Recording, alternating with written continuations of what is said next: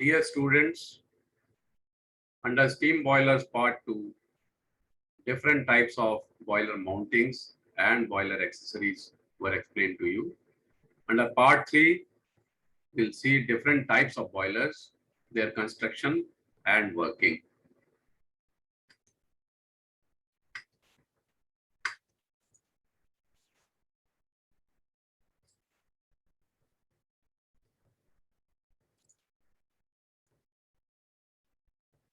Different types of boilers were introduced to you under classification. We start with fire tube boilers. The first one, which is a simple boiler, a simple vertical boiler. As the name indicates, it's a vertical boiler with simple construction and working. A simple vertical boiler produces steam at a low pressure and in small quantities. It is therefore used for low power generation and particularly at places where space is limited. Construction of this type of boiler is shown in this figure. You can see that it consists of a cylindrical shell and it is surrounded by a cylindrical firebox. Firebox is slightly tapered towards the top to allow ready passage of the steam on the surface. This is steam space. See, this water has surrounded even the firebox. Space between boiler shell and firebox is filled with water for steam generation. Right? Bottom of the firebox has grate. See, this is grate. You know, all of you know what is grate. It's a platform over which fuel is burned. Firebox is fitted with 2 or more inclined cross tubes. These are cross tubes. See here. These are inclined for better flow of water. And these are provided to increase the heating surface with better circulation. Hand holes are provided on both sides of the tubes for cleaning deposits, and this manhole is provided at the top to enter and clean the boiler.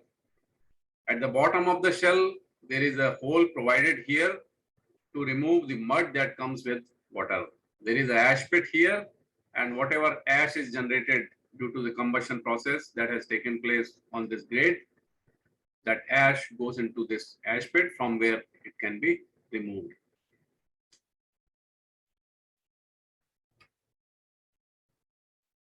It is a more clearer diagram of simple vertical boiler. Just to revise what I said, it consists of a cylindrical shell with greater portion filled with water surrounding the firebox, and remaining is steam space here. At bottom of the firebox, there is a grate here. This is fuel, which you can see here. And there is a fire door here. In this diagram, you can see the mountings also. See, this CS is cylindrical shell. Manhole here. These are cross tubes shown as CT. This is grate.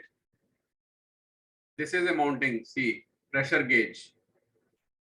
Safety valve is there. All these you have already studied in part 2. Water level gauge is there, WLG, see here. And this is chimney through which gases will leave the system. There is a hand hole here, and on the other side also, HN is written, it's wrong, it's HH, hand hole, right?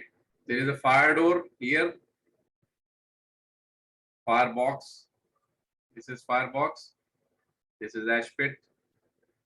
What is SSV? It is steam stop valve, another mounting. And here it is feed check valve to check the inlet water. This is also a mounting, right? Now, these cross tubes increase the heating surface and circulation of water. These cross tubes.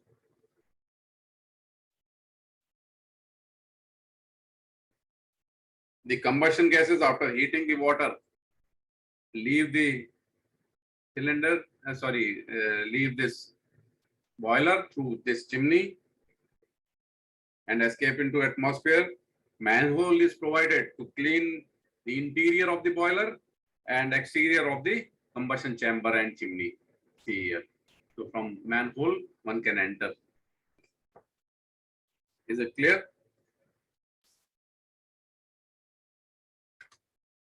Another important boiler, fire tube boiler, is Cochrane boiler. Cochrane boiler is one of the most efficient multi-tubular boilers.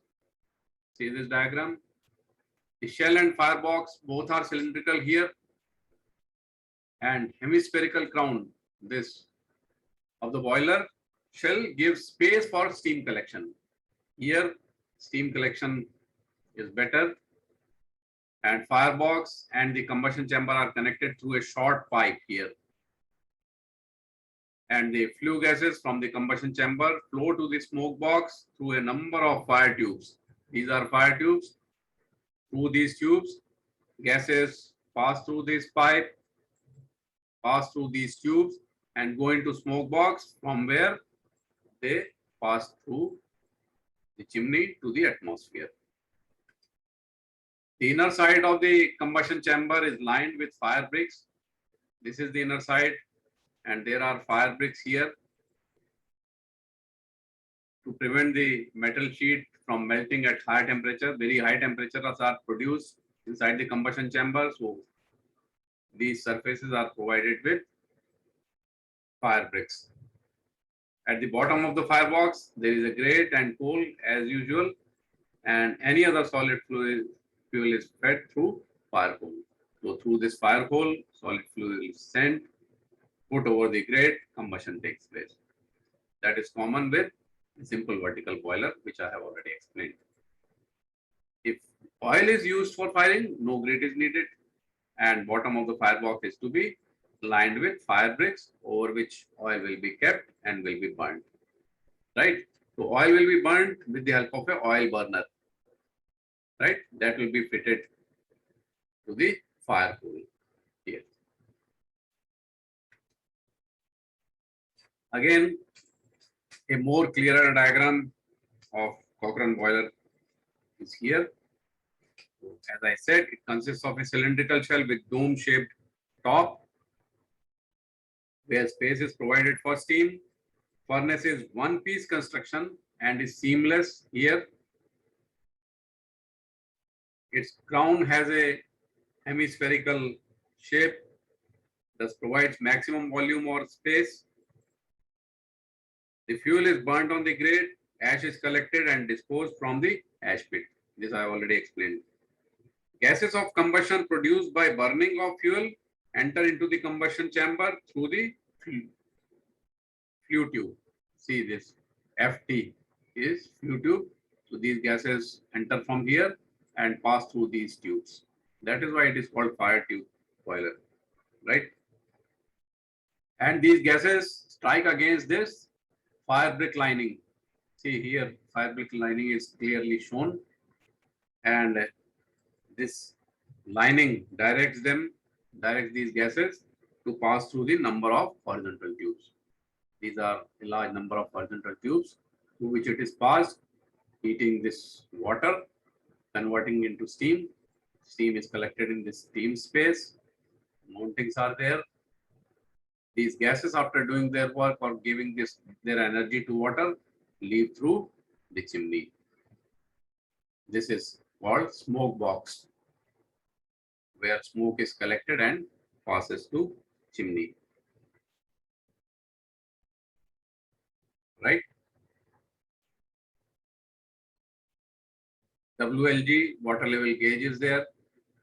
See here, manhole is there, ash pit, grate, fire hole, chimney, smoke box, flue tube, pressure gauge. APP is shown. This is anti-priming pipe, steam stop valve. This we discussed in the last diagram also. Blow off cock. See, here it is blow off cock, which I explained while telling you about various mountings. Law of torque was discussed, right? This F is furnace, C is combustion chamber, and C is cylindrical. So there is self-explanatory. I hope you understand. Then we come to Lancashire boiler. It is also a fire tube boiler. It is a horizontal fire tube boiler. The previous two boilers that we discussed were vertical boilers, and it is a horizontal fire tube boiler, and the heat transfer from flue gas to water is by natural convection, right? It is used for moderate working pressure and steam requirement, not for high steam requirement. The flue gas flows in a Lancashire boiler as shown in the diagram. We'll discuss this. This boiler consists of a long cylindrical shell built of steel plates, right? This is the cylindrical shell. It has two large internal fire tubes. See, if you see the top view, you all have studied drawing, so you must understand. One fire, this tube is there, fire tube, and coinciding with this in the elevation, another fire tube is there, which you can see in the top view. So these are adjacent to each other. These are fire tubes, right? In the side view also you can see two fire tubes, right? So these fire tubes are surrounded by water. Here in the elevation, in top view and even side view, you can see how water is filled in the cylindrical tube. When gases pass through these tubes, this water is heated up and there is a steam space where steam is collected, right? So all the three views are given here for better understanding. At the end of the fire tube, a brick arc is provided to deflect the flue gases upwards, right? Now hot flue gases are, after leaving the internal fire tubes, pass down to the bottom tube and then move to the front of the boiler where they divide and flow into side tubes. See, these are the side tubes which you can see in the top diagram.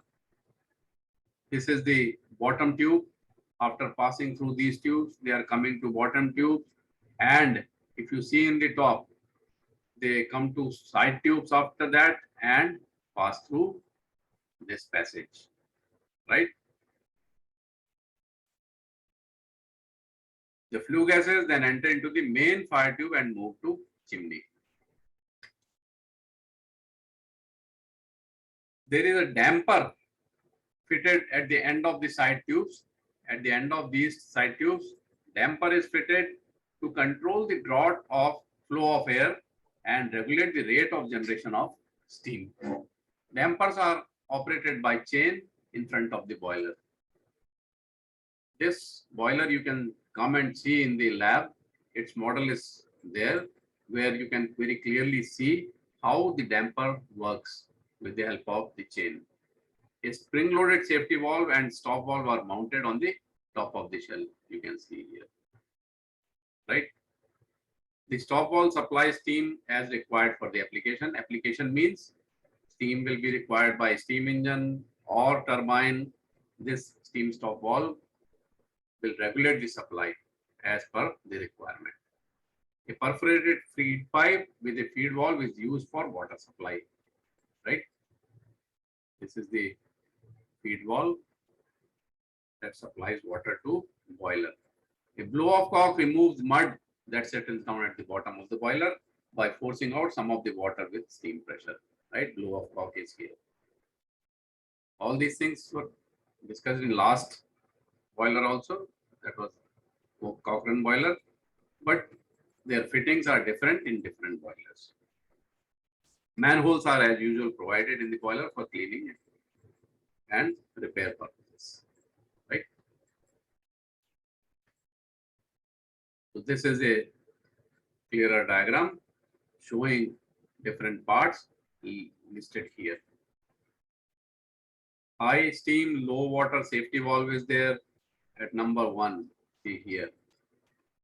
Number 2, manhole. manhole is provided here. Anti-priming pipe is there, which I have shown in the large diagram also. Steam stop valve is there, safety valve, pressure gauge, feed check valve, water gauge, blow down cock, or fusible plug. Even fusible plug is also shown here at number 10. See, here it is fusible plug. When water level goes down, it will stop or extinguish the fire, right? That was explained to you while explaining mountings, boiler mountings, and here this is the location, right? So when water comes below this level, automatically fusible plug will melt and allow water to fall on the fire space, right?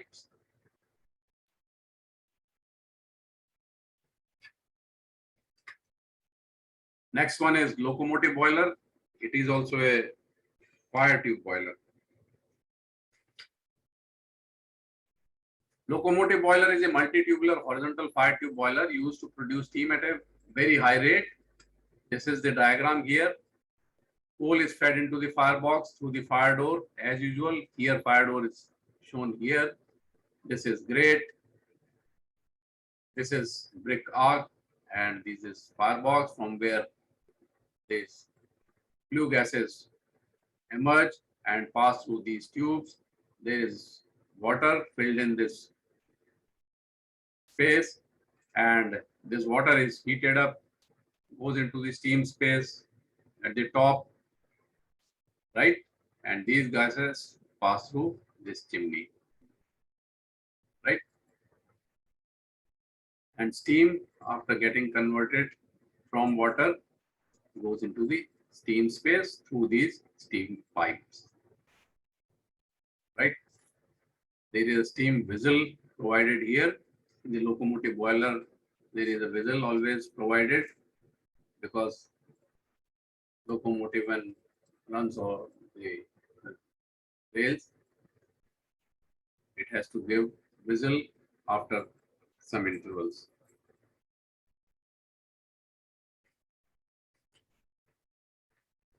Right? Flue gases generated are deflected by a brick arc as usual to ensure that whole of the firebox is properly heated. When firebox is completely heated up, that will increase the temperature of the gases. More the temperature of gases, more will be the heat transfer to the water, and more will be the rate of steam generation. The flue gases, while passing through these tubes, heat the water to steam and then enter into smoke box. This is the smoke box to move out to atmosphere through chimney. Stop valve is provided to regulate steam as usual. Header has two portions, one for the superheated steam and the other for saturated steam. And the steam pipe leads the steam from regulator to the saturated steam chamber and then through superheated steam chamber.